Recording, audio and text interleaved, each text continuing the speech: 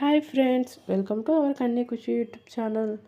ఈరోజు చింతపండు చారు ఎలా తయారు చేసుకోవాలో తెలుసుకుందాం.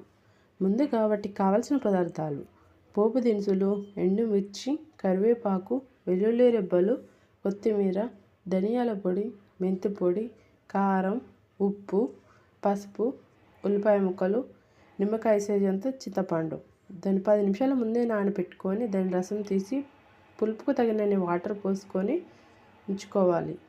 దానిలో రుచికి సరిపడా ఉప్పు, కారము, ఉల్లిపాయ ముక్కలు, కొత్తిమీర వేసుకొని పక్కన ఉంచుకోవాలి. తర్వాత పోపు కోసం ఒక బౌల్ తీసుకొని 2 టేబుల్ స్పూన్ల ఆయిల్ వేసుకొని పోపు దినుసులు, ఎండుమిర్చి, వెల్లుల్లి రెబ్బలు, కరివేపాకు వేసుకొని కొంచెం ఫ్రై చేసుకోవాలి. తర్వాత ధనియాల పొడి, మెంతి పొడి, పసుపు అవి వేసుకొని ఫ్రై చేసుకోవాలి.